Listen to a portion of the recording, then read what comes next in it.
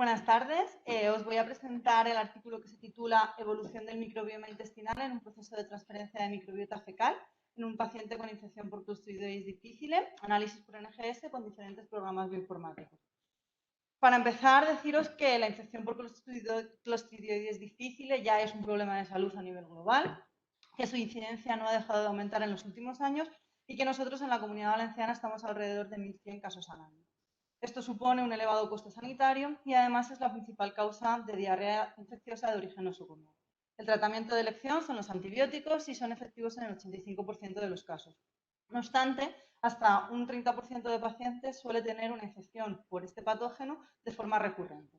Los principales factores de riesgo que se asocian con esta recurrencia son la edad, la terapia antibiótica prolongada y los episodios anteriores de esta patología, entre otros, aunque hay algunos más.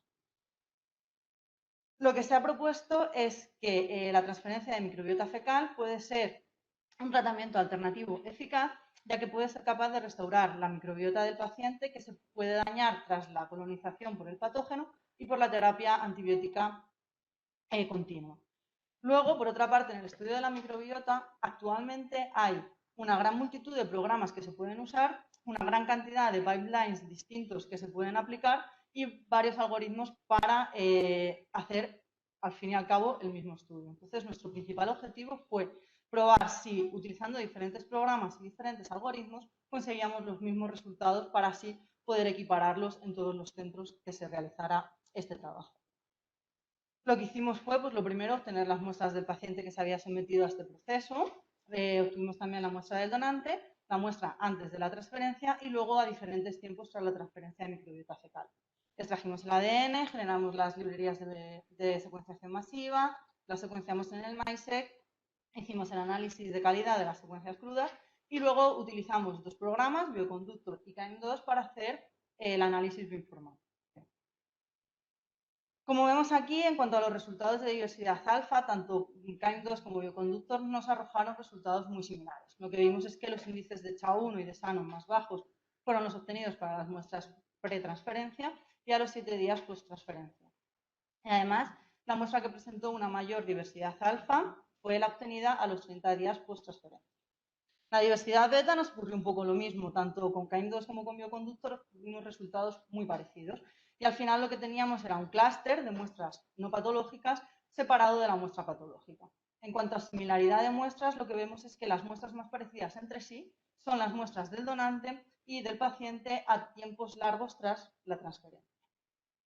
En cuanto a composición taxonómica, en este heatmap podemos ver que sí, que hay algunos taxones que son propios o están más representados en las muestras no patológicas que en la muestra patológica, y cuando aplicamos diferentes algoritmos para ver si alguno de estos taxones se podría considerar como un biomarcador, lo que vemos es que sí, hubo 7 taxones que fueron identificados por los 5 algoritmos que nosotros probamos, que se pueden ver en la tabla que vemos aquí. En concreto, pues podemos decir que Megasphaera, Klebsiella y Bellonella están relacionados o podrían utilizarse como biomarcadores predisposición de recurrencia y en cambio Blautia y Bacteroides podrían utilizarse como taxones marcadores de una menor predisposición a la recurrencia. Por último, y para evaluar también la diferencia entre estos dos programas, estudiamos si había diferencias significativas entre los otus observados y comprobamos que no, y si había una mayor cantidad de lecturas no identificadas por uno u otro programa. Y de nuevo también observamos que no. Por lo tanto, lo que pudimos concluir fue que la microbiota fecal del paciente pretrasplante muestra una menor diversidad alfa que la microbiota presente en las muestras del donante y del paciente postrasplante, que las muestras no patológicas se agruparon entre sí formando un clúster separado de la muestra patológica según los estudios de diversidad beta, que la composición taxonómica de la muestra del paciente pretrasplante es diferente a la encontrada en el resto de muestras y que las muestras post-trasplante recuperan géneros del donante y que además se asocian a un estado no patológico, como la Nospira, Butirizomonas, Paraprevotella, Odoribacter y Anaerostipes.